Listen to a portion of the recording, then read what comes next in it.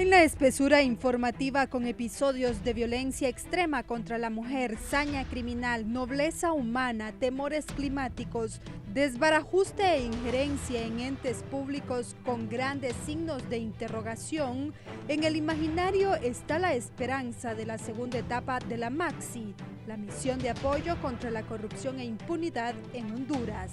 5 femicidios, 16 homicidios, más de 170 víctimas de dengue grave, carburantes en alza, otra caravana migratoria que rasga el sueño americano, la ley de alivio financiero en vigor y el gobierno que declara hostilidades al grupo islámico Hezbollah marcaron el inicio del año.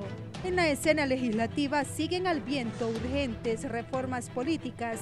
El Poder Ejecutivo entró a las cárceles, la estatal eléctrica y la empresa hondureña de telecomunicaciones huelen a intervención, mientras su manejo y el del Instituto Nacional de Formación Profesional por el Empresariado es un pedido sin respuesta del gobierno. Aún así, las negociaciones en suelo estadounidense entre la OEA y Tegucigalpa para extender el convenio con el que en enero de 2016 se dio vida a la MAXI ocupa la atención por su génesis en gigantescas manifestaciones del 2015 contra la corrupción e impunidad en varias ciudades del país. La misión la conforman jueces, fiscales y expertos internacionales con funciones de seleccionar, asesorar, evaluar y certificar a fiscales y jueces que investigan y persiguen casos de corrupción, de los que a final de 2019 habían presentado 12 expedientes contra altos personeros y exfuncionarios del Poder Ejecutivo, Legislativo y objeciones a la instancia judicial. El 27 de diciembre anterior, el canciller Lisandro Rosales, el asesor Abraham Alvarenga, el ministro de la Presidencia Eval Díaz y la titular de la Comisión Nacional de Bancas y Seguros, Ethel Deras, iniciaron las pláticas para concretar una segunda etapa de la misión. En ese entonces, el presidente Juan Orlando Hernández aseguró que la lucha contra la corrupción, la impunidad y la transparencia no cesarían en el país. Nosotros los hondureños tenemos que definir qué vamos a hacer por Honduras. Aspiramos a tener el sistema de transparencia y lucha contra la impunidad líder de América Latina, y en enero conocerán el esquema de primer orden, declaró el mandatario. Las posturas de sí o no son claras. Si por una u otra razón no se logra ampliar el convenio de la MAXI, no se caerá el país ni ocurrirá una hecatombe, dijo el penalista Félix Ávila. No se puede modificar el convenio de la MAXI porque su artículo 16 establece que cualquier modificación debe hacerse por mutuo acuerdo entre las partes. El convenio se amplía con un intercambio de notas, acotó Armando Urtecho, directivo empresarial.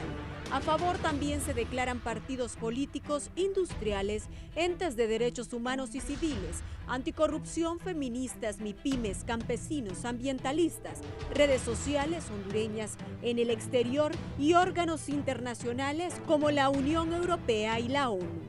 La MAXI, como la mítica caja Pandora griega, tras abrirla y liberar los males de la humanidad, en el fondo conservó siempre la esperanza, y así es vista en esta semana de definiciones para el país.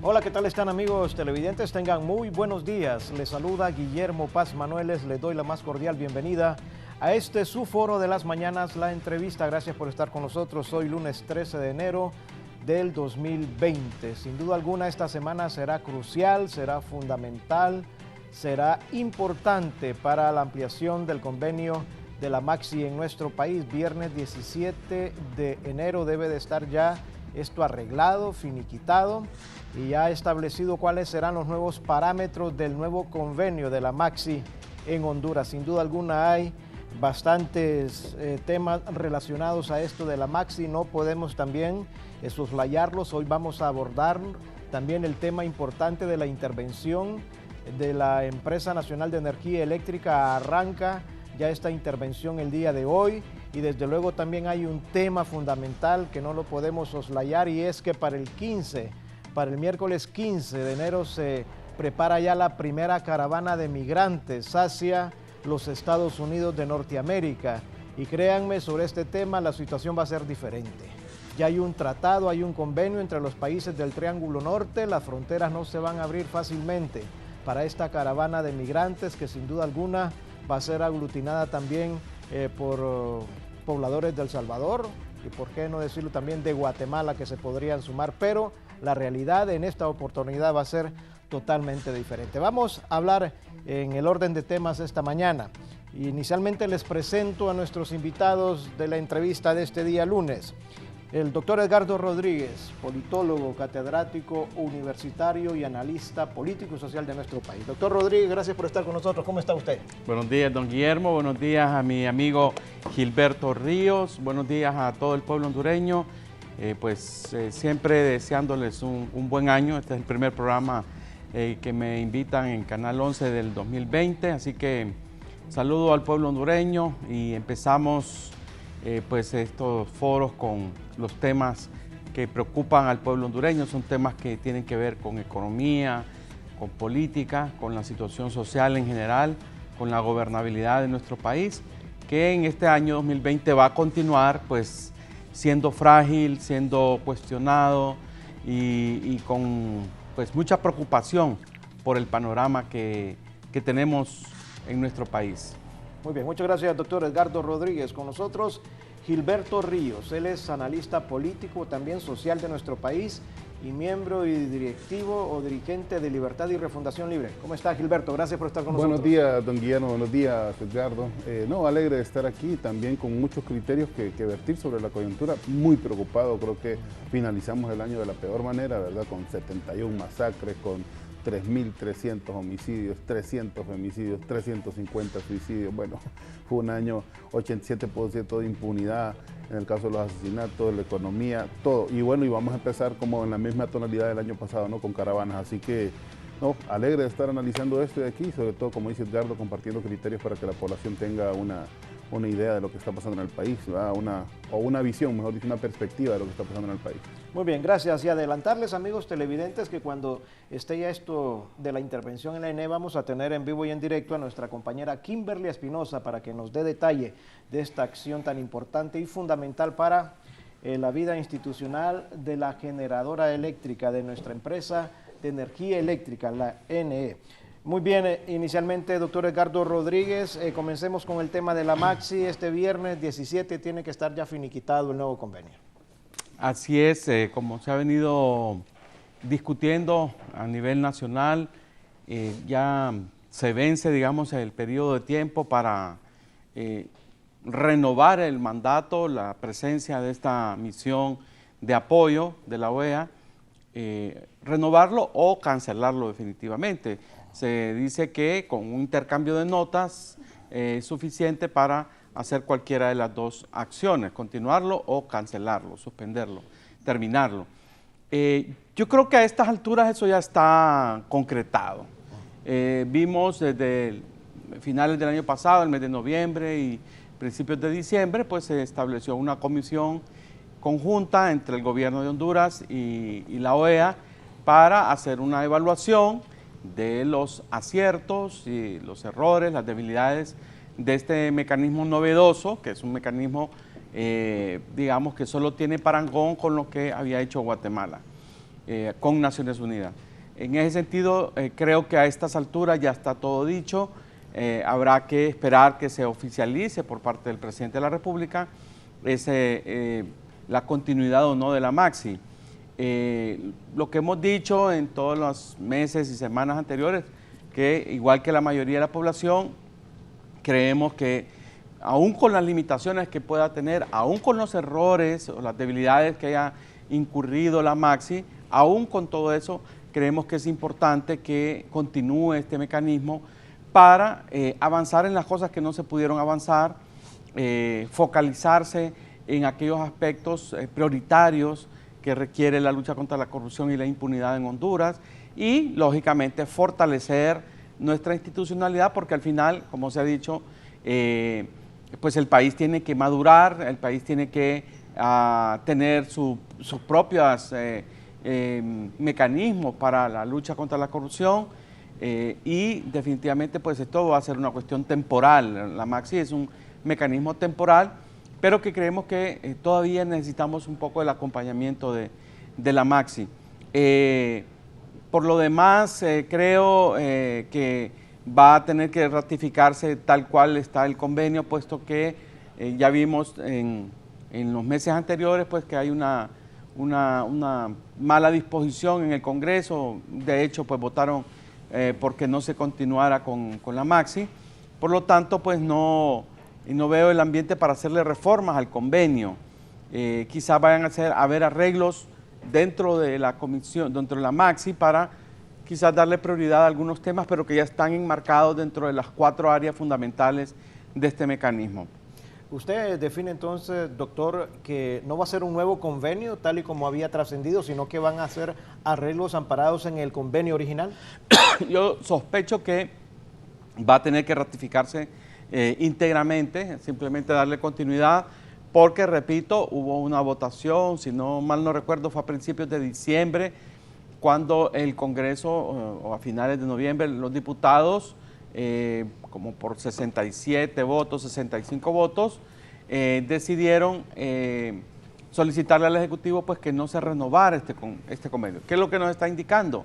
Que no hay ambiente en el Congreso Nacional para que, si se hace una reforma al convenio, el Congreso pueda aprobar esa reforma, puesto que ya el Congreso se pronunció en contra de la continuidad de la Maxi. Todos sabemos por qué razón se pronunció en contra. En ese sentido, pues creo que no cabe una reforma al convenio, salvo, y aquí hay que hablar claro, se pueden hacer algunas, quizás, movimientos dentro de lo que son las prioridades probablemente de la misión, o también el gobierno mismo, que ha anticipado, por ejemplo, este tema del FONAC, que se reestructuró.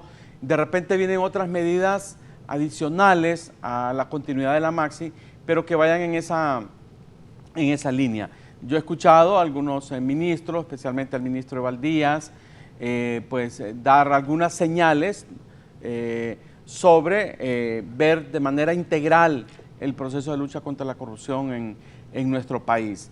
Hay mucho escepticismo en eso, hay que ser claro, y no vamos acá a tapar el sol con un dedo. Hay mucho escepticismo de parte de la ciudadanía en la lucha contra la corrupción, mucho escepticismo.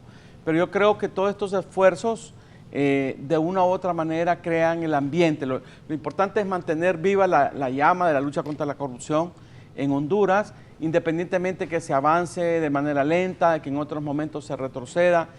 Creo que hay que mantener el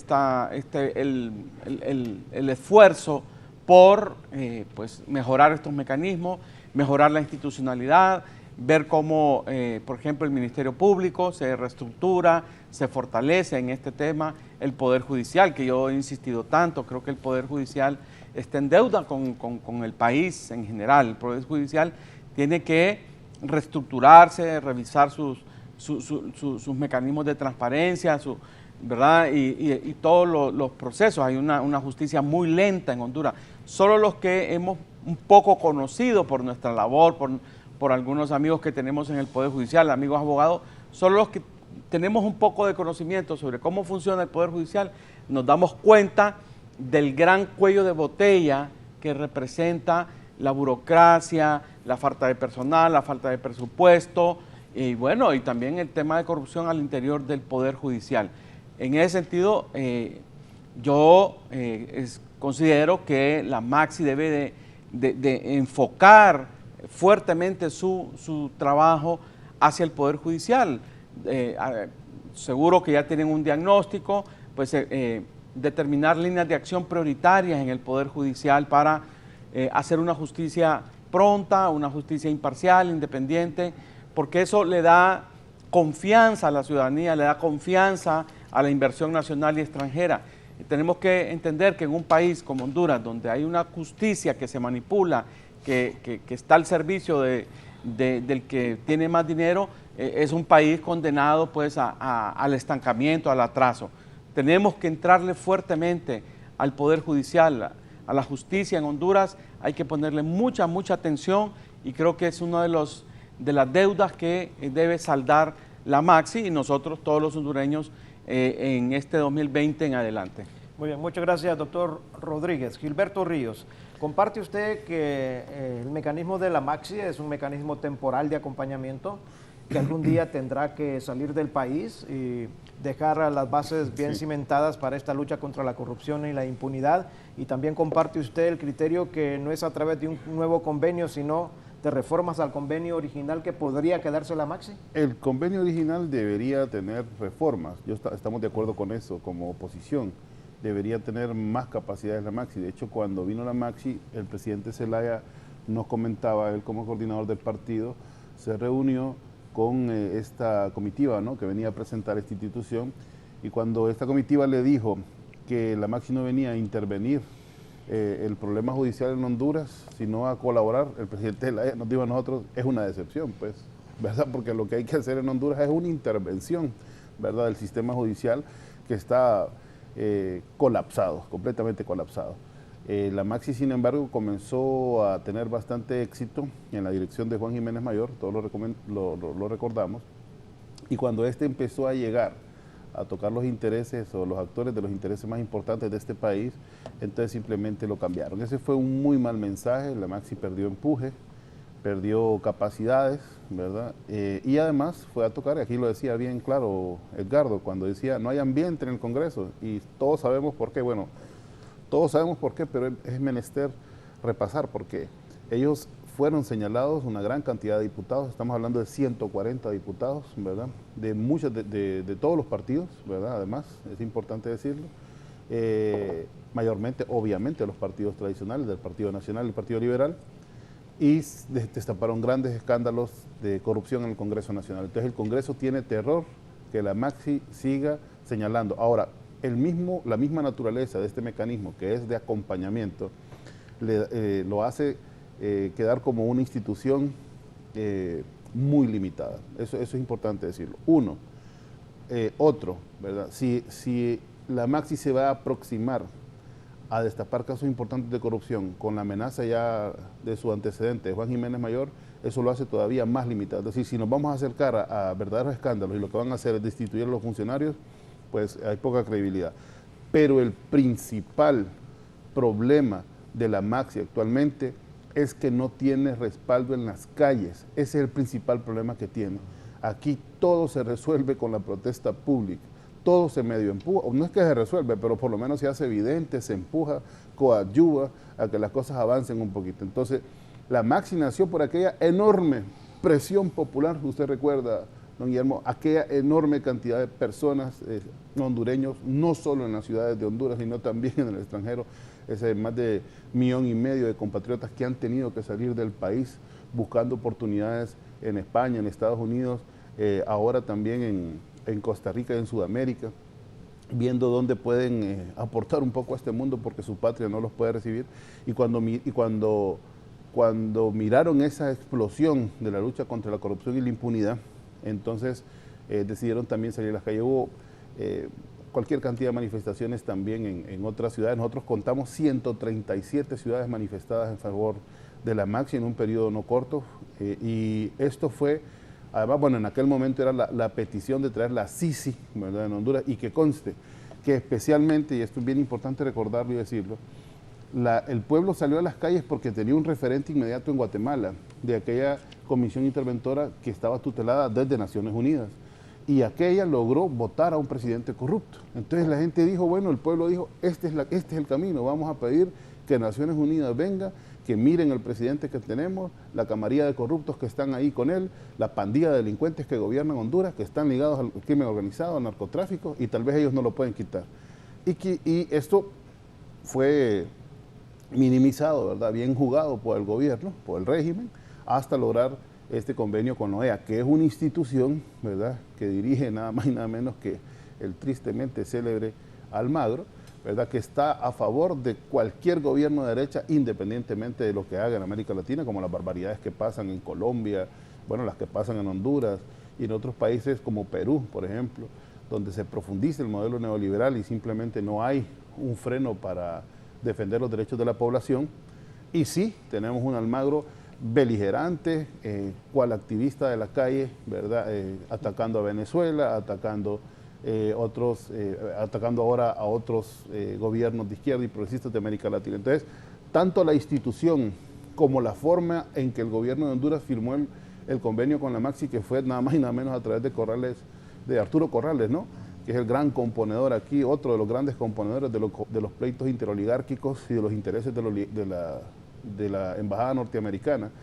Logramos esta institución que, si bien es cierto, como ya dije, o como ya revisamos, tiene un antecedente positivo de haber hecho varios señalamientos, no tiene la capacidad de frenar la corrupción en Honduras. Entonces, ¿qué es lo que sí tiene la capacidad?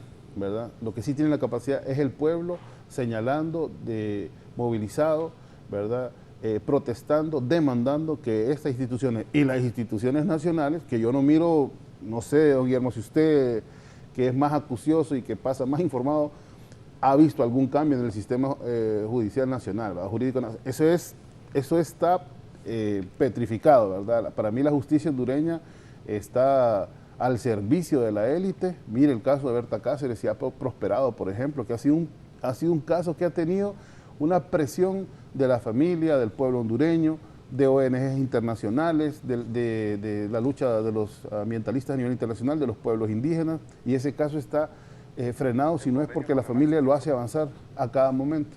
Y los otros casos de corrupción, igualmente señalados por la Maxi, estancados en el sistema jurídico nacional. Entonces, me parece que lo que está faltando, para finalizar, voy a decir esto, lo que está faltando realmente en el ambiente es la presencia del pueblo en las calles presionando para que este tipo de instituciones, tanto extranjeras, que son de intervención, ¿verdad?, como nacionales, funcionen de verdad. Muy bien, gracias, Gilberto.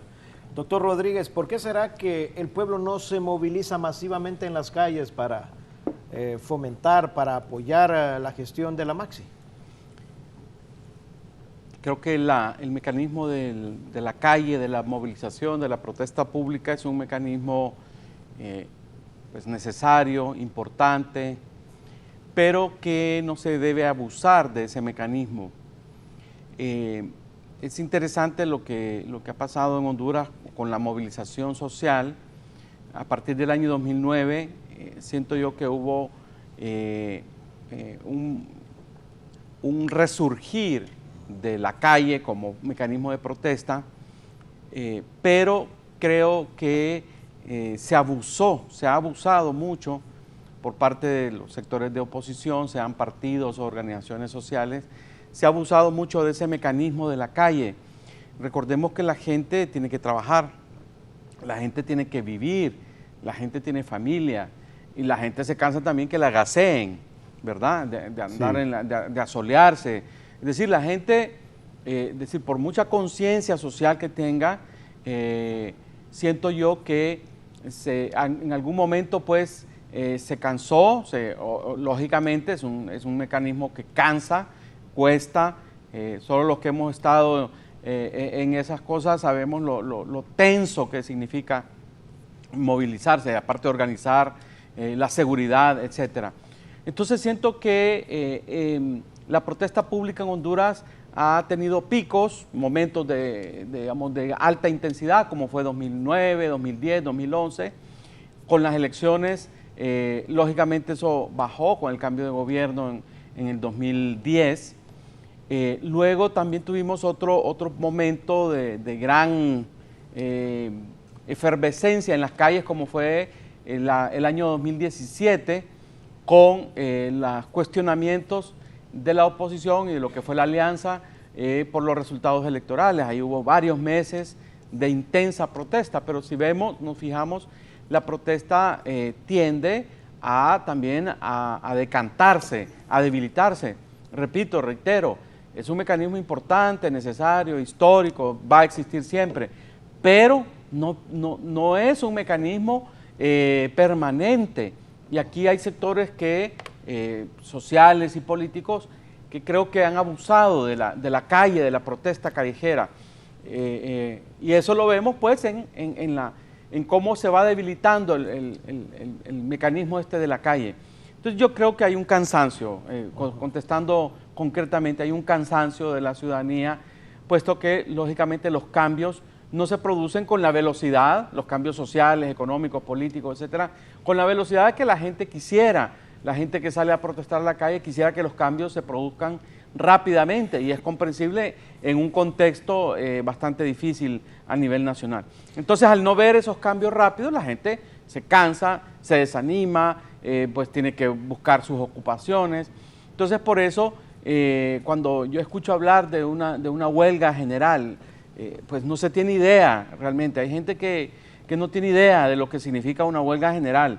Eso es una cosa que requiere un nivel de conciencia muy elevado, requiere un nivel de organización importantísimo, y en pocos países de América Latina, y yo diría, me atrevería a decir, en pocos países del mundo hemos visto una huelga general, es decir, con el sentido concreto de la palabra, huelga general, no pequeños paros de transporte o tomas de carretera, no. Es decir, por eso hay que tener poco cuidado. Y la otra cosa que tengo que decir también, la gente a veces pierde credibilidad en algún liderazgo, un liderazgo que no es consistente, que no acompaña. A veces hay líderes aquí que convocan a la calle y no van, ¿verdad? Yo no voy a decir nombres, pero sí, todos sabemos que aquí hay un personaje político que pasa convocando a la gente que salga a morirse a las calles, y él nunca lo hemos visto, o muy pocas veces lo hemos visto, y así hay muchos casos, ¿verdad? Narrala, sí. Entonces, la gente también, el pueblo que tiene conciencia, ve que algunos de sus líderes se ponen a negociar con el poder, etcétera, y entonces la gente pues pierde credibilidad. Eso es lo que ha pasado con la protesta callejera, pues es un mecanismo del cual se ha abusado, diría yo, en los últimos 10 años. ¿Que es necesario? Sí es necesario, pero no se puede abusar de la protesta pública. Muy bien, Salvador Narrala también es el que ha venido hablando con bastante insistencia de este paro nacional. Él define un paro nacional. Muy bien, en resumen podríamos establecer que los 7 ejes en los cuales se está moviendo este nuevo convenio, las reformas al convenio original de la MAXI, se trata del fortalecimiento a la gobernabilidad democrática, transparencia y acceso a la información, prevención de la corrupción en obras públicas, combate al cohecho internacional, cooperación en materia de seguridad pública y la creación de un nuevo modelo penitenciario. Bueno, escuché un pujido ahí de Gilberto. Imagínense, ¿Qué pasó, fortalecimiento del sistema, fracasó. Transparencia, fracasó. Sí, seguridad nacional, cohecho, en todo fracasó. Si lo hablamos desde este punto de vista, fracasó, porque aquí el poder, ¿verdad?, de las grandes compañías, ¿verdad?, que manejan Honduras, de las familias que manejan Honduras, ha hecho que este avance de la MAXI sea imposible, ¿verdad? O sea, una cosa totalmente refrenada. Yo quiero referirme un poquito nada más al tema de la movilización. La movilización. Sí, y la protesta pública, porque miren, no hemos sido un pueblo que ha parado un solo año de protestar por diversos motivos. Tiene razón Edgardo cuando plantea que hay un desgaste de la protesta porque uno consigue poco, ¿verdad? O sea, el pueblo sale, ¿verdad?, animado, se junta, cuando se junta es poder, y sale demandando pues que se le atiendan, ¿no?, las necesidades, y parece que como es un pueblo honesto, como es un pueblo digno, como son trabadoras los que van a la calle, gente que gana su sustento a través de su trabajo, entonces parece que está interlocutando con personas que podrían responder de la misma manera, pero lo que tenemos de vuelta, ¿verdad?, es el cinismo, es la hipocresía del gobierno, es porque ellos mismos están involucrados en actos de corrupción, entonces no van a hacer avanzar, ¿verdad?, no van a hacer avanzar mecanismos que a ellos los limiten en su capacidad de acumular la riqueza de nuestro país. Entonces, por ejemplo, la protesta pública en sí mismo genera credibilidad, pero también inmediatamente el pueblo sale a las calles y empieza a rozar intereses de otros sectores, digamos acá los que tienen poderosos medios de comunicación, entonces empiezan a aplacar, ¿verdad?, a estigmatizar a los líderes, a generar campañas que después terminan en persecución política, en persecución jurídica de algunos dirigentes, mucha de la gente en la cárcel, mucha de la gente asesinada, que queda completamente en la impunidad, ¿verdad? Eso también debemos decirlo. Y esto es lo que genera la desmovilización. Cuando nosotros vamos ahora a hablar del paro nacional, que hemos estado en eso, hablando con dirigentes, hablando con sectores, hace 7 semanas estamos en eso. ¿Qué es lo que nos dice el dirigente del barrio? ¿Qué es lo que nos dice el dirigente de la colonia, el del gremio? Nos dice, no quiero que me maten, ¿va? No quiero que nos metan en una cárcel y no nos den un debido proceso, y que nos meten además a cárcel de máxima seguridad, que es lo que está pasando ahora mismo con los luchadores ambientales, ¿verdad? De Guapinol, lo que está pasando con el muchacho aquel que se vio en el incidente de la quema de la puerta de la embajada norteamericana. O sea, están pagando ahí por ser ejemplo de lucha frente a la población, están pagando ahí para mantener a la población con temor, es como una fuerza, ¿no?, que impide que nos articulemos con mayor libertad y podamos salir a la calle. Entonces también hay que decirlo, la protesta pública ha sido muy poco planificada en el país, apenas ha sido convocada, debe ser organizada de manera distinta, con objetivos muy precisos, con mucha transparencia, porque también hay otros que juegan intereses, ¿verdad?, con intereses, digo, particulares con estas convocatorias. Entonces, ese tipo de cosas nosotros tenemos que mejorarlas como oposición, pero también no martirizarnos o decir que tenemos la culpa de que las cosas no estén funcionando, porque nosotros no somos el gobierno, para empezar, nosotros somos la oposición, ¿verdad? Nosotros somos quienes de manera voluntaria salimos a las calles para exigir que haya mejor gestión pública. Entonces, esta desmovilización tiene raíces, la principal es la represión, pero en la que nosotros tenemos que ser autocríticos, en la razón principal es, y ahí sí le doy la razón a Edgardo, es en los niveles de organización, ¿verdad?, y en los niveles de propuesta que debe tener y mejorar la oposición política también, y social. Muy bien.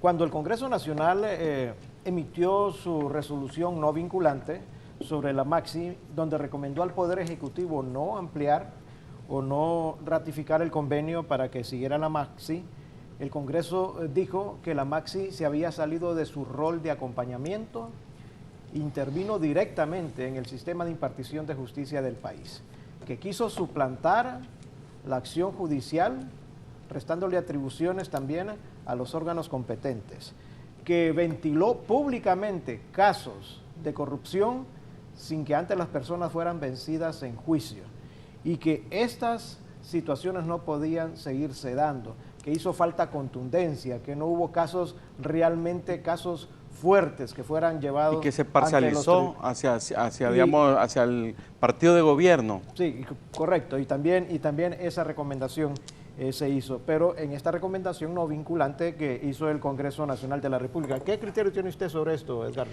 Yo creo que como todo esfuerzo de gran envergadura como es ese de la lucha contra la corrupción, y repito, un mecanismo novedoso, el de la Maxi, pese a que hay un referente no igual, pero con ciertas similitudes en Guatemala, eso le da un nivel de complejidad muy grande. Y entonces uno entiende por qué, pues aunque no lo comparte, pero lógicamente tuvo aciertos y tuvo errores por el mismo desempeño, por la misma complejidad de su temática. Yo coincido con algunas de las críticas que se hicieron en el Congreso, y esto yo lo venía conversando con amigos, abogados que defendían a los imputados o los señalados por la Maxi, el caso Pandora y otros, ¿verdad?, la Caja Chica de la Dama y otros casos. Entonces, cuando uno conversaba o conversa con estos abogados de la defensa, ellos se quejaban fuertemente de, por ejemplo, que el Ministerio Público no les daba acceso a información que era importante para sus defendidos, o la presencia de funcionarios de la Maxi en los juicios, en las salas de juicios, o lo que denunció el presidente Lobo en su momento, que cuando hubo una requisa en la casa de él, estaban ahí presentes funcionarios de la OEA, cosa que transgrede... Extranjeros. Exactamente, personas extranjeras de la OEA, transgrede el convenio y viola, digamos, la soberanía y el debido proceso, llamémoslo así. Entonces, hubo errores, por ejemplo, el excesivo protagonismo de Jiménez Mayor. Yo siempre lo critiqué a Jiménez Mayor, siempre critiqué esos shows vacíos que montaba en algunas ocasiones, no en todas. Yo recuerdo un caso, se lo voy a decir acá, yo trabajaba en una emisora haciendo comentarios ¿verdad?, en la noche, y comenté una vez que Jiménez Mayor fue a Guatemala a ver un portal de internet un portal de internet de la CICIG en Guatemala. Solo a eso fue a pasear, me imagino, no sé. Y cuando regresó montó una conferencia de prensa para hablar de ese portal. Una conferencia de prensa solo para hablar de un portal que había ido a ver a Guatemala. Era el colmo de los shows de Jiménez Mayor. Pudo haber tenido un buen desempeño en otras áreas, no lo estoy demeritando. Lo que yo criticaba en ese momento era que era un excesivo protagonismo de Jiménez Mayor, como se dice en el periodismo, para lanzar churros, para que la gente nos entienda. Un churro en periodismo es una cosa que no es noticia, que es una cosa que no tiene ninguna trascendencia. Entonces Jiménez Mayor devaluó la imagen en ese aspecto, no en otros, en ese aspecto devaluó un poco la imagen y la credibilidad de la Maxi. Estar hablando que estamos prontos esto era bien común en Jiménez Mayor, decir, estamos ya prontos a mostrar un caso de unos empresarios vinculados a corrupción. Y nunca aterrizaban los casos. Entonces, eso le perdió credibilidad. Y la otra cosa que yo criticaba fuertemente de la Maxi es, estamos de acuerdo, si hay casos de corrupción en el gobierno de Pepe Lobo y en el gobierno actual, pues que se investiguen y se judicialicen. Pero, y los enormes casos de corrupción, conocidos, documentados, presentados los expedientes en el gobierno de Mel Zelaya, del Poder Ciudadano, ninguno se hizo cargo, la Maxi hizo. Y eso también generó animadversión de los diputados oficialistas del Congreso Nacional. Entonces, creo que la Maxi debió haber sido un poco más equitativa en la investigación de los casos de corrupción, un poco más equitativa para que no se viera ese sesgo, porque evidentemente hubo un sesgo, digámoslo claramente. Y no estoy con esto defendiendo a nadie, simplemente estoy diciendo que hubo un sesgo de la Maxi hacia el partido de gobierno. Eso es claro y todos lo sabemos. Entonces, eso fue, digamos, abonando al ambiente. Ya de por sí, la lucha contra la corrupción es una lucha que genera enemigos poderosos. Y la Maxi, que no tuvo cuidado, especialmente con Jiménez Mayor y con los demás errores que cometieron, el personal intermedio también de la Maxi cometió errores. Entonces, eso fue abonando para crear enemigos muy fuertes dentro del Congreso Nacional.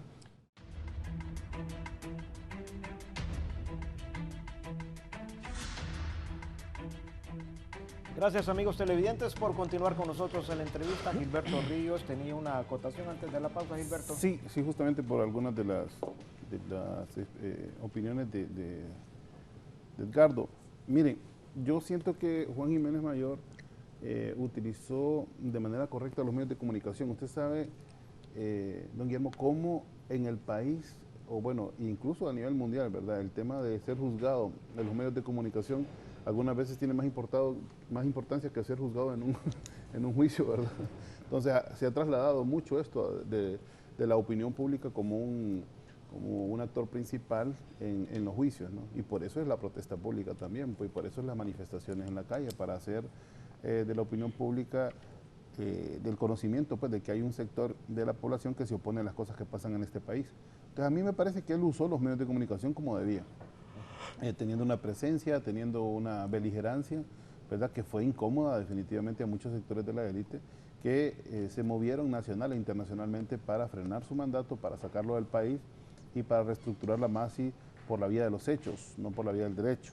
Entonces, luego, yo no recuerdo una mala actuación de Juan Jiménez Mayor, sinceramente no lo recuerdo. No es que yo soy fanático de él, ¿verdad?, ni de la Maxi, de hecho no lo soy, pero sí puedo reconocer que hizo importantes, digamos, investigaciones. Luego,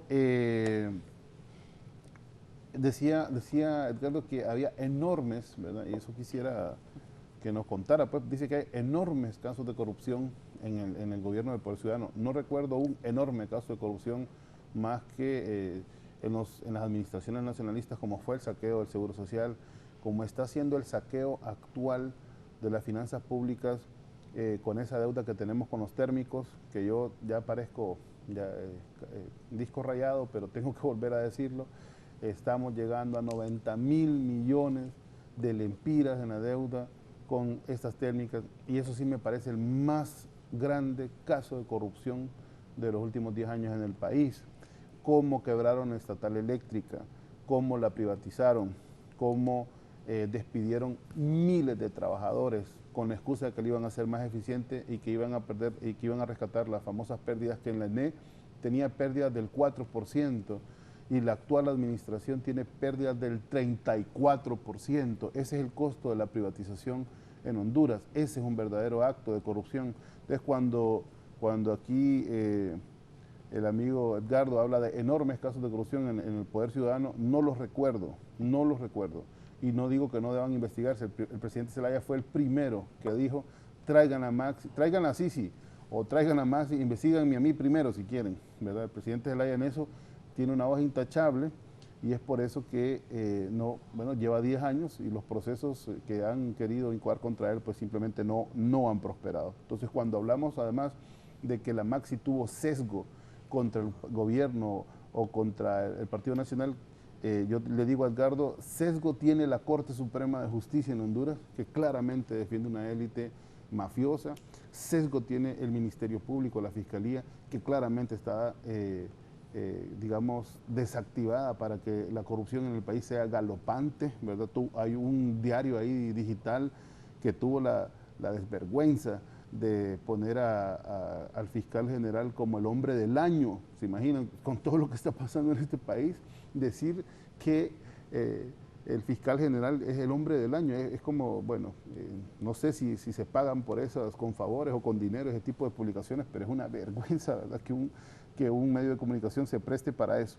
Entonces, quería hacer esas acotaciones, don Guillermo, para que no quedara así en el aire, ¿verdad? No recuerdo los grandes casos de corrupción del país, sabemos el papel que juegan los medios en los juicios políticos y en los juicios de verdad con orientación jurídica en Honduras, y los verdaderos sesgos están aquí de las instituciones para defender la corrupción, y por eso la corrupción sigue siendo galopante en Honduras. Gracias, Gilberto. Edgardo. Sí, con todo respeto le voy a recordar solamente algunos de los casos más sonados a mi amigo Gilberto y a los seguidores del expresidente Manuel Zelaya, que hoy lo ponen como el hombre más probo, más pulcro, más honesto que ha tenido la historia de Honduras. Él habla de las térmicas actualmente. Sí, uno de los grandes problemas, creo que teníamos dentro de la agenda, hablar un poco de la interventora de la ONE. El gran problema de la energía en Honduras no es las pérdidas técnicas o no técnicas, no es el personal de la ENE, no es ni siquiera EEH, que la detesto, ¿verdad?, con fundamento que lo podemos comentar después. No, el gran problema de la ENE empieza con el difunto Carlos Roberto Reina Idiáquez. Ahí empieza el gran problema de la ENE, y yo lo recuerdo perfectamente porque hice varios trabajos de investigación para un periódico que yo trabajaba en esa época, el año allá por el 1994, 95. Gran problema que se inicia con los apagones famosos, el boicot al cajón para justificar la contratación privada de generación de energía. Ahí, en el gobierno de Carlos Roberto Reina, empieza esta vorágine de asalto a la luz pública al pueblo hondureño. Continuó con el presidente Flores, continuó con el presidente Maduro, continuó con Mel Zelaya, continuó con Pepe Lobo y ha continuado en el gobierno actual. Los dueños de este país, los grandes empresarios que no tienen partido, los grandes empresarios en Honduras que pasan criticando y hablan papadas a cada rato, y que son los que tienen atenazado la economía nacional, los que son los verdaderos ladrones de este país, que no los persigue la Maxi, de estos no habla la Maxi, pero estas son como 5 o 6 familias, las dueñas, ¿verdad?, de la generación térmica. Entonces, a lo largo de estos gobiernos, de todos estos gobiernos, se ha drenado y se seguirá drenando los dineros del pueblo hondureño por los contratos leoninos de generación de energía eléctrica en Honduras. Y Mel Zelaya, perdónenme, pero tengo que recordarle a mi amigo Gilberto, Mel Zelaya gobernó 3 años y medio. 3 años y medio. Le deben 6 meses. 3, sí, le deben 6 meses, ¿verdad? Le deben 6 meses, pero gobernó 3 años y medio Mel Zelaya. Yo le pregunto al pueblo hondureño, le pregunto a mi amigo y le pregunto a Mel, ¿qué hizo Mel? Permíteme un segundito, déjame terminar y después te presto la batuta. ¿Qué hizo Mel para cancelar todos esos contratos térmicos? Porque Mel gobernó con los térmicos, Mel gobernó con la generación de energía térmica en nuestro país. Así que, entonces, yo quiero saber si Mel canceló esos contratos. No lo hizo. Mel continuó con ese mecanismo en la ENE. Se transformó la ENE, se rescató la ENE cuando estaba la abogada Rixi Moncada al frente de la ENE. No se rescató la ENE. Decís que no, pero si ese año hubo 600 millones de superávit en la administración de Rixi Moncada. Bueno, ese año no se despidió, no se despidieron gente. Okay. Yo iba al banco a pagar. Claro. Al banco y me daban todavía 20 claro, 80 lempiras. Claro. Se subsidió la energía. O sea, se puede subsidiar, se puede tener superávit. Bueno, pero el mecanismo... sin despedir gente. O sea, el pueblo tiene que entender que la administración pública puede ser eficiente y en la naturaleza que han tenido las instituciones públicas en América Latina, a pesar de estar saboteadas por la empresa privada, ha sido en muchos casos eficiente, mucho más eficiente que lo que ha sido la administración privada de algunos sectores, como por ejemplo el tema energía. Esa es una cosa que nosotros como Partido Libertario de Fundación o como oposición en general en el país tenemos que pelear, que el agua no sea privada. Yo comentaba el otro día, ¿será posible que es mucho sueño que nosotros podamos tener agua potable por tubería en nuestras casas? Ahora no tenemos ni agua con esta administración en el país. Entonces, lo que pasó con los puertos y aeropuertos, las grandes pérdidas por no pagar aranceles frente a las medidas de los tratados de libre comercio, todo eso que fue debilitando la estructura pública de administración del Estado, es lo que nos ha traído un gran problema, Edgardo. Y ahí sí, mira, en el tema del ENE, en el tema de la energía, yo no creo que el gobierno del Poder Ciudadano tenga mala nota. Hasta se organizaron una vez el gabinete de ministros para ir a cortar la luz a empresarios y a otros particulares que no pagaban la luz a nivel nacional, y eso es lo que generaba las grandes pérdidas. Y yo creo que ese tipo de cosas más bien son plausibles, Edgardo, más allá de lo que podemos criticar de esa administración. Y te digo, esos 600 millones para mí son las pruebas de que administrando correctamente una empresa que es monopólica en Honduras, que era estatal, una empresa que tenía 8 millones de abonados, no podía fracasar. Entonces me parece que por ahí no puede ir la crítica. Y en el caso especial de ¿cómo se llama?, del tema de cómo se cambió la matriz energética en el país cuando el gobierno de Carlos Roberto Reina... Ahí empezó. Cambió, pero por el desastre que había dejado justamente Callejas con el tema. Si nosotros comenzamos, ese gobierno, yo no soy liberal ni fui liberal, que conste, yo vengo del sector popular y de la izquierda hondureña, y ahí comenzó justamente a enriquecerse esa pequeña élite que conocemos ahora que está en el poder. Es la élite que más se benefició de la crisis nacional. Sí, ahí están los térmicos. Siempre está en el poder. Bueno, pues correcto. No es que ahora está en el poder. Hace 25 años, de hecho, y tuvo un ascenso al poder así, y justamente fue cuando cambiamos nosotros nuestra matriz energética nacional y entregamos a esos privados esa administración. Entonces, ahí, Edgardo, no vamos a compartir. Yo no creo que, bueno, y además no señalaste el gran acto enorme. Bueno, dijiste, es que me quitaste la palabra. Enorme acto de corrupción, dijiste. No, varios. Bueno, ok, sigo. Insisto, no sé, puede ser que hayan, digamos, no recuerdo ahorita, sí recuerdo los operativos que se hizo una vez, ¿verdad? Pero fue más una medida, un show. Bueno, recordemos que Mel Zelaya heredó un gobierno con una condonación del 90% de la deuda externa, o sea, heredó una gran cantidad de recursos para inversión nacional. ¿Qué pasó con todos esos recursos? ¿Se dilapidaron en qué cosas? Bueno, en todos aquellos gastos suntuarios que pues todos conocimos, como el mantenimiento de caballos, burros, hasta habían equipos de fútbol. ¿Cuáles son esos? Permitime, déjame, estoy mencionando algunos casos. Yo recuerdo, por ejemplo, equipos de fútbol. Vaya, pues hablemos de la carretilla, pues. 40 millones de... Bueno, mira, robarse, aprobados en Consejo de Ministros. Sí, pero eso es ilegal, O sea, ¿qué es ilegal? Que se un decreto el hecho que se haya aprobado en Consejo de Ministros no quiere decir que era legal. Entonces, no quiere decir que era legal. O sea, fue un acto de, o sea, ¿dónde está la ilegalidad? Bueno, señálame dónde está la ilegalidad. Bueno, en el destino de ese dinero. Primero, número uno, sacar dinero... En la consulta al pueblo. Sacar el dinero en efectivo del Banco Central para una consulta declarada ilegal. Y luego, ¿verdad?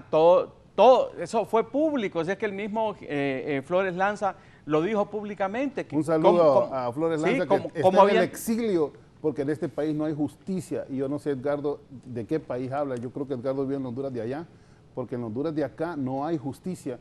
Y la cuarta urna fue un acto de consulta al pueblo y de ninguna manera puede verse como un acto ilegal aprobado por el Consejo de Ministros y por el Presidente de la República en funciones constitucionalmente y además democráticamente electo, a diferencia de los últimos 10 años que no hemos tenido un presidente democráticamente electo en el país. Y le deben 6 meses todavía, Mel. Bueno, pero eso, el hecho que se haya aprobado en Consejo de Ministros no le da la legalidad a un acto que fue declarado ilegalmente. Fue declarado ilegal.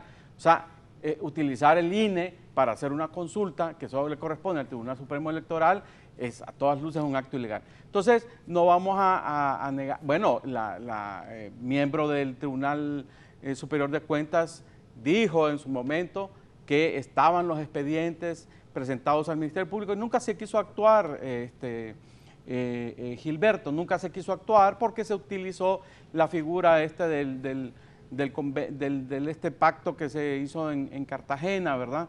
Pero es que como un mecanismo político, ¿verdad? Como un mecanismo político, porque sabemos, espérame, déjame hablar, sí, un mecanismo de un acuerdo entre Pepe Lobo para que Pepe Lobo pudiera tener una cierta, digamos, espacio para gobernar.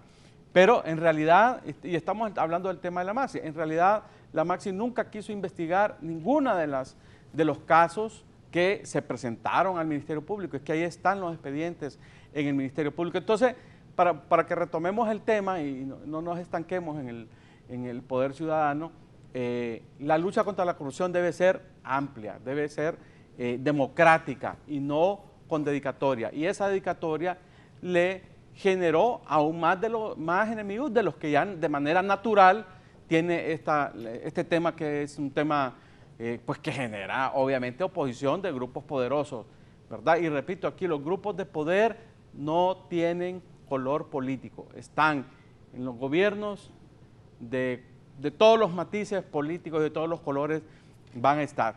Si el día de mañana gobierna Libre, estoy más que seguro, y voy a estar en este foro recordándolo, estoy más que seguro, porque Mel es amigo de muchos grandes empresarios de este país, ¿verdad?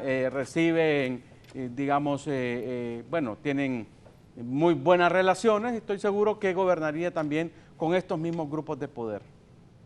No, bueno, mira, decirte primero, si fue un juicio sumarísimo lo que decimos de una posición de un juez, no, eso es inadmisible, pues no se le dio chance de defenderse al presidente. Lo otro es haber creado el argumento jurídico, ¿verdad?, a través de esa decisión del juez para dar un golpe de Estado. Ese es el verdadero acto de corrupción, ¿verdad?, que ha desatado los últimos 10 años en este país, el saqueo del Estado, de las finanzas públicas, del erario público, el saqueo del Estado, la destrucción del Estado de Derecho, pues, absolutamente. Nosotros antes nos quedábamos, hace 15 años nos quedábamos por la situación que teníamos en Honduras y por lo vulnerable que era el Estado de Derecho. Hoy no tenemos Estado. Hoy se ha destruido completamente. Y aquí me está escribiendo justamente personas que tienen que ver con el tema de las térmicas, o sea, que conocen el tema. Y mira, hay N argumentos para defender lo que hemos dicho. Lo que no has aclarado, Edgardo, es dónde están los enormes casos de corrupción del gobierno del presidente Zelaya. Lo de la carretilla evidentemente fue un acto de propaganda política para justificar el golpe de Estado. Lo de los caballos y esas cosas son unos recibos que ni siquiera se han investigado en profundidad por 2.000, por 3.000 empiras de unas compras que se hicieron en Casa Presidencial. Esos son los enormes actos de corrupción, porque un chofer confundió una factura y puso Casa Presidencial en lugar de poner un nombre particular. Esos no son enormes casos de corrupción, pero mira, se fueron a escudriñar, a buscar papeles, a buscar detalles, a buscar factura por factura de ese gobierno, y no había una política de saqueo como la que tiene el Partido Nacional. El Partido Nacional llegó al gobierno de Honduras y dijo, miren cómo nos robamos todo esto, busquemos 4 llantas para ponérselas al Estado de Honduras y llevárnoslos a la casa, porque eso fue lo que le faltó, llevarse las instituciones. Entonces, creo que no has aclarado el punto, ¿verdad? No has aclarado el punto. Y justamente esa estigmatización del gobierno del presidente Zelaya es lo que dio ¿verdad?, pie a un golpe de Estado que, como ya te he dicho, es el mayor acto de corrupción que se ha cometido el país en los últimos 20 años. Muy bien, gracias Gilberto. El doctor Edgardo Rodríguez, si se queda la Maxi, ¿debe de quedarse con plenas atribuciones o vale la pena hablar de regulaciones? Es que es difícil darle más atribuciones de las que ya tiene la Maxi por lo que ya hemos dicho, ¿no? Que tendría que, si se ampliaran las atribuciones y las capacidades de la Maxi, eso tendría que ir al Congreso Nacional y ahí no hay ambiente para darle más, bueno, por lo menos lo que vimos al final del año pasado. Pues en política todo puede cambiar, podría haber una negociación con el Congreso para, digamos, para hacerlos cambiar de opinión, que cosa que es difícil, pero yo creo que tal como está el convenio de la Maxi, se pueden seguir, porque ahí están las líneas de trabajo, siguen siendo necesarias, están, digamos, establecidas en el convenio. Quizás habría que profundizar en algunas de ellas. Creo que se avanzó en investigación, en fortalecimiento de algunas unidades en el Ministerio Público, como es la UFESIC, los juzgados de lucha contra la corrupción y otras cosas. Pero, repito, reitero, dos cosas que podría aportar de manera importante, y es la reestructuración y fortalecimiento del Ministerio Público de manera integral. No solamente la UFESIC, sino el Ministerio Público de manera integral y del Poder Judicial. El Poder Judicial debe aplicarse una reingeniería al Poder Judicial. Hay que revisar el presupuesto, hay que revisar su estructura organizativa, su funcionamiento, la transparencia, la rendición de cuentas, el comportamiento de los jueces, los mecanismos de alerta para evitar, digamos, la corrupción en los procesos judiciales. En el Poder Judicial es increíble, hasta para enviar una citatoria hay que pagar 1.000 empiras. 1.000 empiras hay que pagarle al receptor para que vaya a presentar una citatoria o a presentar ¿cómo se llama eso? Cuando se presenta no un requerimiento, sino que citar a las partes, ¿verdad? Son 1.000 empiras. Imagínate la gente que no tiene dinero para cubrir eso. Entonces, esa no es justicia, es una justicia lenta, totalmente burocratizada. Clasista.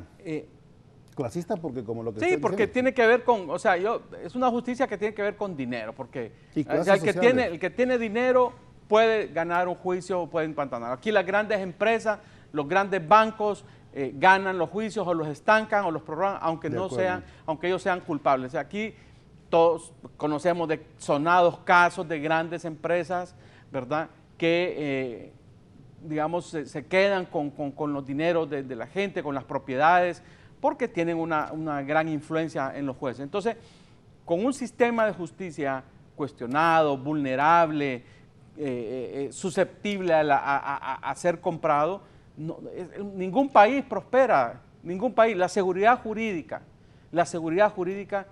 es fundamental para el desarrollo de un país. Eso tenemos que tenerlo bien claro en la conciencia nacional.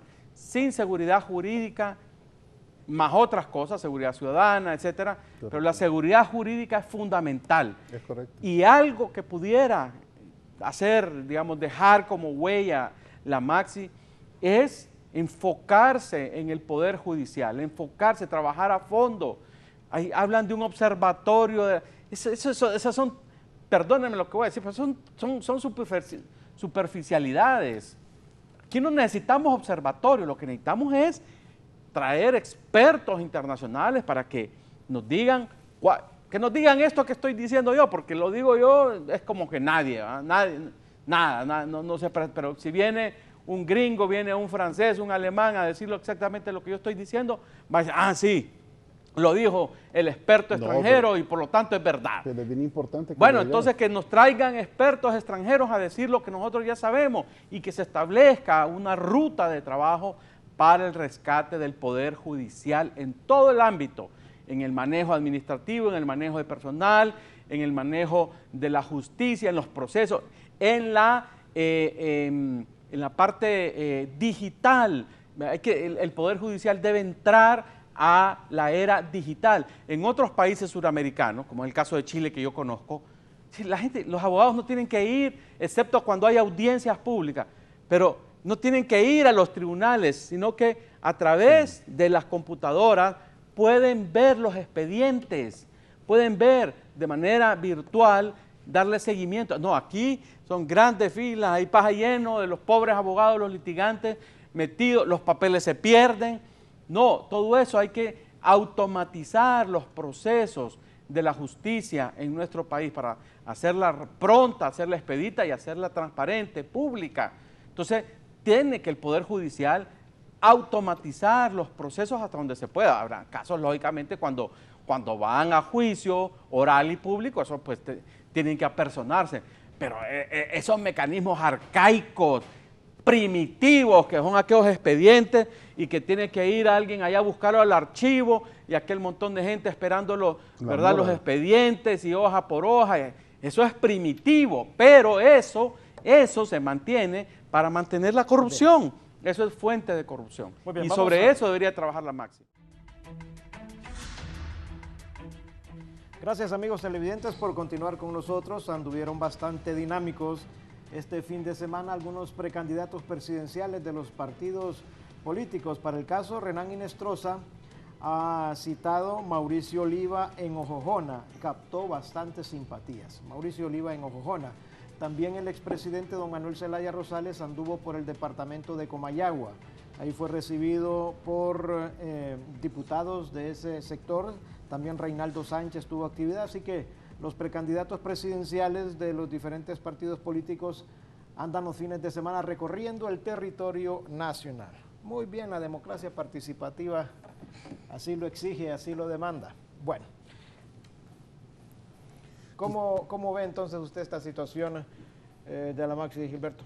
Bueno, yo estancada, la miro estancada. ¿Estancada? Sí, la miro estancada, la miro como lo van a renovar, han llegado al acuerdo de renovar el convenio, creo que así va a ser, pero no va a tener mayor incidencia porque finalmente el aparato que ya toma, o sea, que tiene dientes, para que la gente nos entienda, la que puede tomar justicia, ¿verdad? La que puede hacer acciones en concreto no es la Maxi, es la institucionalidad hondureña que no ha mejorado, que no ha prosperado.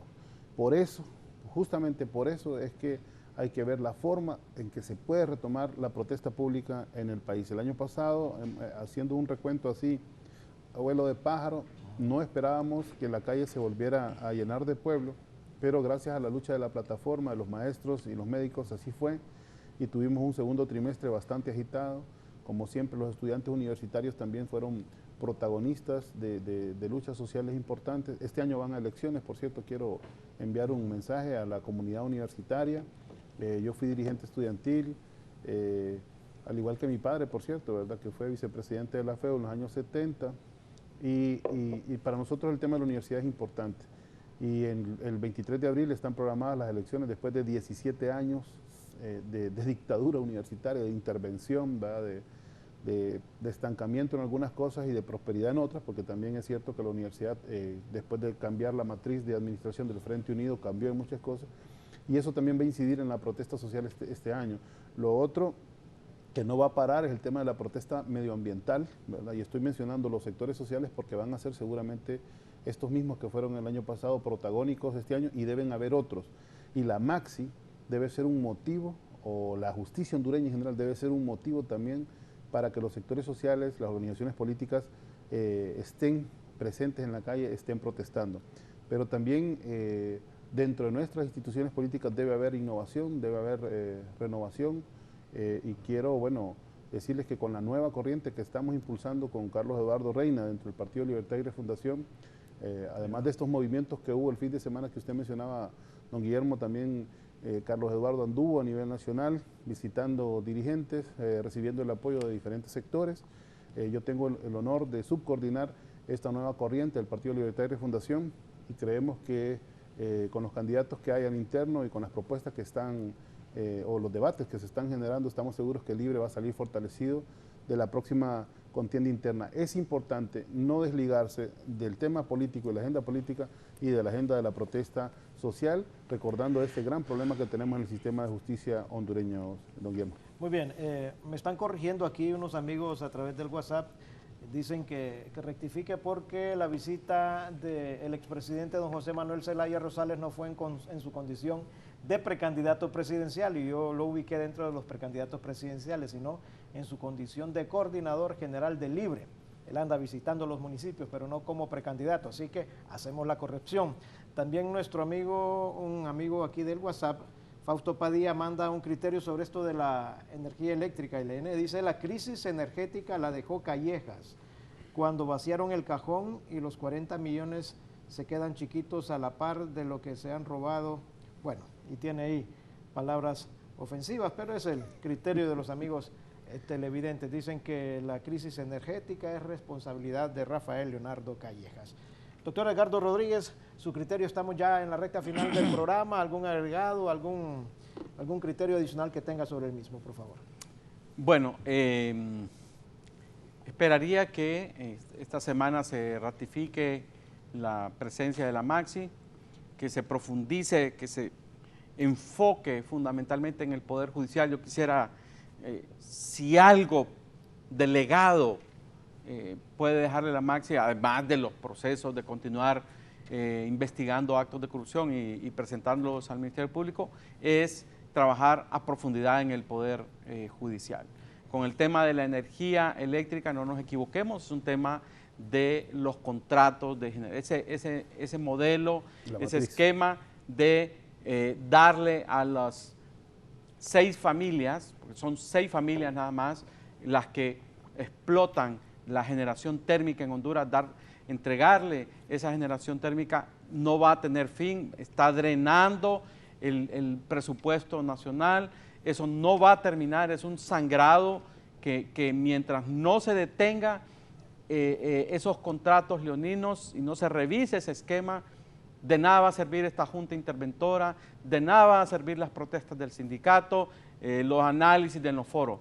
Hay que entrarle fuertemente a ese problema que obviamente se abrió para beneficio de 6 familias nada más. 6 familias en Honduras son las que, empresarios, ¿verdad? Familias de empresarios, las que están drenando los recursos de la ANE. Aquí no hay tales pérdidas técnicas, no hay nada de leyes, es cierto que son adornos, pero el fondo del problema en la ANE son los contratos leoninos que se adjudicaron a estas empresas. Hay que revisar eso, mientras eso no se haga, no se va a poder hacer nada. Y lo otro son, lo que habíamos mencionado con Paz Manuel, son las caravanas. Me preocupa muchísimo que se siga estimulando políticamente, hay actores de la oposición que están estimulando esto de las caravanas, que es un proceso que se viene dando desde el inicio de los años 90, pero que ahora se ha descubierto el mecanismo de las caravanas. La realidad de esta nueva caravana va a ser totalmente diferente a la del año pasado. Están enviando a la gente, la están enviando al fracaso. La están enviando al fracaso. Estados Unidos, ya vimos todos lo que ha hecho en México, en Guatemala, Honduras, El Salvador. Van al fracaso, lamentablemente. Ayer hablaba con una muchacha yo de acá de la zona de Tegucigalpa que quería irse en las caravanas. Yo le dije, vas al fracaso.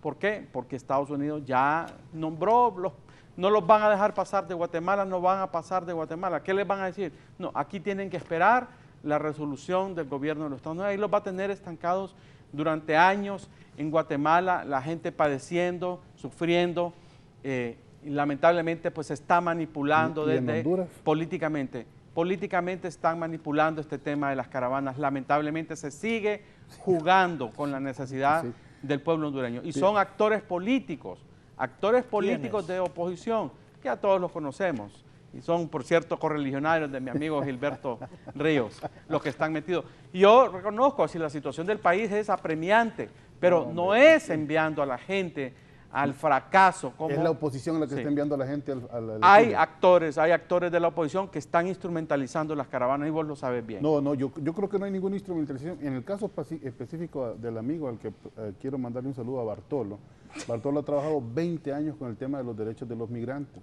Él ha sido cofundador de organizaciones de migrantes retornados, de migrantes lisiados retornados, de acompañar... Pero eso es diferente. Bueno, él ha anunciado que va a acompañar la caravana, pero sí, Bartolo... No, la está estimulando, no es que está acompañándola. Bartolo dijo que iba a acompañar la caravana que se anunció para el 15 de enero, no le está estimulando. Claro Lo que pasa es que él Claro que sí. va a hacer un acompañamiento de derechos humanos. No, absolutamente. El que está esa es la sacando las cobertura, caravanas del Gilberto. país se llama Juan Orlando Hernández, y te voy a dar un dato que ayer me dieron, que seguramente... Sí, bueno, yo no lo sé- que estoy no diciendo sé es si que lo va a ser un tenés, pero a mí me fracaso. sorprendió. No, yo lo que Dice digo que es- lo que nos está entrando en remesas, por cierto que hay un sesgo bien interesante en este dato, lo que entró en remesas el año 2019 a Honduras fueron 5.546 millones de dólares, o sea que sigue siendo nuestro principal producto de exportación, seres humanos, desgraciadamente en Honduras. Y fíjense este dato que todavía me parece más curioso: los que emiten este dinero, o las que emiten este dinero, son el 53% mujeres que se van de migrantes. Ese dato es bien Sí, interesante Gilberto, saberlo. pero Y eso- eso no lo está haciendo, no es Bartolo que está mandando No. 20.000 personas. Estamos acompañando una crisis social que ha generado el neoliberalismo, que ha generado específicamente acuerdo, este pero esa gobierno. no es la solución. Pero este gobierno es el que lo ha generado, este régimen, esta No, ahí falta mentís, ahí, esta- está, ahí esta estás falta de- manipulando, estás No, no, falseando. claro que no. Mira, Y hay otro- migración a Estados Unidos desde el principio de los años Sí, 90 pero nunca empezó. masivamente. Nunca Claro, lo que pasa es que hasta ahora se ha organizado de momentos- manera mediática. No, Edgardo, se ha hay organizado momentos. mediáticamente. No, pero hay momentos que puedes decir, por ejemplo, después del Mitch, por ejemplo, después del golpe de Estado. puede Diariamente, mira, en el después gobierno del de fraude Manuel Zelaya, electoral. en el gobierno de Manuel Zelaya, diariamente se iban 100 personas diarias. Lo que pasa es que Sí, ahora son lo como hacían 1000. silenciosamente, Gilberto. Hoy se ha organizado este mecanismo de manera estamos mediática, expulsando- de manera política, Y ahora ¿verdad? otro- Políticamente. otro Yo lo comentario. que te digo que es un tema bien delicado, que está jugando con la vida de muchas personas, Gilberto. Se Sí, está pero jugando, están manipulando, Es más están peligroso induciendo. el viaje a Estados Unidos solo, es más Sí. peligroso, y por eso el pueblo desarrolló, porque fue el pueblo... No fue el espontáneamente- pueblo, esto fue manipulado por los coyotes y actores políticos, y y vos que bien gana lo un coyote, sabés. y que gana un coyote...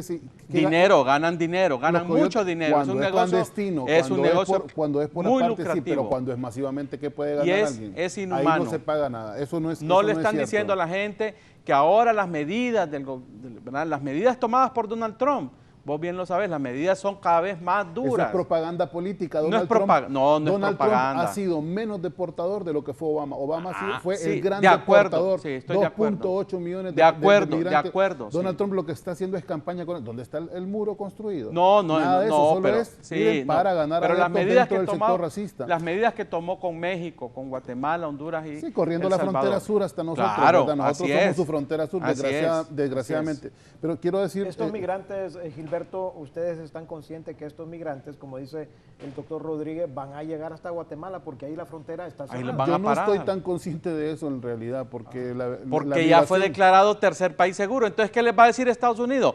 Quédense ahí les vamos, ahí, Eso no lo ¿verdad? va a poder Los vamos a contener. contestar. No lo van a poder- no lo van a- ahí viene el peligro, Siguen ahí viene entrando el gente peligro. de Estados Unidos, Ahí desgraciadamente sigue yéndose del país y logrando su objetivo. Se ha disminuido, No conocemos uno. se ha disminuido sustancialmente el ingreso. Pero el problema Se ha es que aquí no hay disminuido. oportunidades, Edgardo. De acuerdo, estoy de acuerdo. Bueno. Yo no, de ahí estoy de acuerdo. Bueno, entonces la Yo lo gente, que digo ¿cuál es la es que alternativa que le damos? se está engañando a la gente, se está manipulando ¿Quién? a las personas.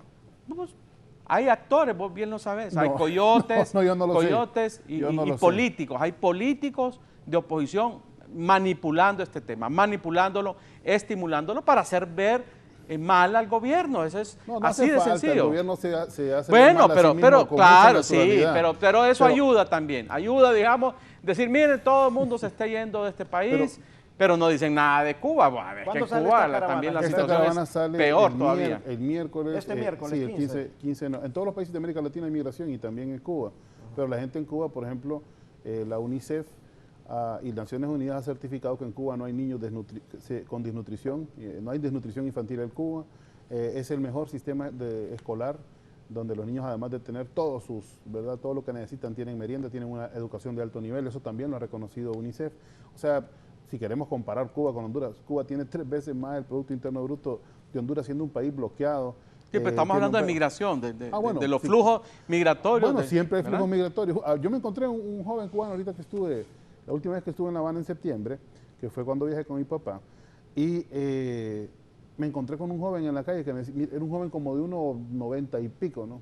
Bien comido, mulato, negro, diciéndome, yo quiero irme de este país porque aquí no hay oportunidades. Yo no le miré ninguna, ¿cómo se llama?, deficiencia. El hombre bien vestido también, no era una persona pasando tampoco la gloria, ¿va? Porque Cuba también tiene problemas de pobreza, eso no lo podemos negar, pues, pero es una pobreza en la mayor parte producida por el bloqueo económico y financiero que tiene Estados Unidos en contra de ella, y eso, ya quien ignora esa realidad a estas alturas, bueno, ¿verdad? Habría que y en eso creo que estamos de acuerdo, Edgardo, ¿verdad? Que el bloqueo es criminal y que el bloqueo debe caer. Es ilegal. Es ilegal, además. Pero bueno, quiero referirme a dos temas, además. Sí. Uno con el tema de la Junta Interventora del ENE, que mandaron a la señora, la licenciada Guzmán, ¿verdad? Que es la que está ahora en el SAR. Hay preocupación, ¿verdad? Porque el SAR se volvió un ente para perseguir empresas, para cerrar empresas. Ahora las personas que hacen consultorías es un papeleo, un trámite para estar pagando impuestos. Es penoso pagar impuestos en un país donde esos impuestos no regresan a la población en obras, ¿verdad? Y en el caso especial de lo que hablábamos de la Maxi, que tiene un apartado ahí para hacer supervisión de obras públicas, ¿verdad? Que eso nunca se cumplió. Está el famoso caso ahí del Trans 450 detenido, parado, y además quiero quejarme como coordinador del Territorio 1, Eric Alexander Martínez Ávila, que incluye la colonia Kennedy y 37 colonias a sus alrededores, Miraflores, La Joya, Residencial Plaza, bueno, todas esas colonias que estamos ahí, la Honduras, ¿verdad? La Guaymuras, la San Ángel. Miren, hicieron una obra de 8 años que a nosotros nos llenó de un estrés enorme cuando abrieron bueno, cortaron todos los árboles de ahí, esos árboles nunca se repusieron, nunca se replantaron, que también hay un crimen ambiental. Hicieron aquel tremendo agujero para poner el camino donde iba a pasar el Trans 450, nos tuvieron a todos con un estrés de muerte 8 años, para luego cuando terminar la obra, terminar porque nunca terminó. Ahora tenemos que tomar 20 minutos para salir de la colonia Kennedy porque fueron obras mal planificadas, que no terminaron, que no resolvieron ningún problema. Esa es la gestión de la alcaldía municipal. Nadie dice nada en estos momentos, nadie audita esas obras. Cuando fuimos al supuesto cabildo abierto que hace Nasri Asfura en enero, y esto, Edgardo, vos que sos politólogo, vos que sos analista, mira, un cabildo abierto con la sinvergüenzada de decir, ahí hay unas urnas donde ustedes pueden con unos papelitos ir a poner su opinión, ni siquiera darle la palabra a las personas. Eso no, o sea, esa es la administración pública que tenemos nosotros con el Partido Nacional, y eso es lo que queremos cambiar. Entonces, muy preocupado por esta Junta Interventora del ENE y muy preocupado porque las cosas en el país parece que no tienden a cambiar salvo cuando el pueblo está en las calles, y por eso llamamos a que el pueblo vuelva a las calles, a elevar nuestros niveles de organización y de conciencia de lo que está pasando en nuestro país. Muy bien, estamos ya concluyendo el programa. Gracias, Gilberto, por haber estado con nosotros. Doctor Edgardo Rodríguez, también gracias por acompañarnos. Gracias, muchas gracias, muy gentiles, Guillermo, muy gracias. gentiles, doctor, muy gentiles, muy amables por estar con nosotros. Bueno, dentro de algunos instantes habrá una conferencia de prensa en Casa Presidencial. Ahí van a estar dando detalles de la intervención de la Empresa Nacional de Energía Eléctrica y otros temas también de interés nacional. Así que con esto llegamos al final de la entrevista. Sin duda alguna hay que esperar ya para el viernes 17 de enero cómo queda esta situación de la Maxi. También este próximo miércoles esta caravana de migrantes. Ojalá se dé la claridad exacta a las personas que participan en la misma para que no vayan a afrontar algún tipo de contratiempos ahí en las fronteras. Las fronteras ahora son diferentes con este tratado con los Estados Unidos. Hay nuevos mecanismos de control para los migrantes. Así que la situación, si se va a realizar la caravana, ojalá que se prevean todo este tipo de detalles para que las personas no vayan a sufrir contratiempos ni vayan a afrontar peligros para su seguridad física. Muy bien, con estos detalles llegamos al final de la entrevista. Con permiso y que estén bien este día.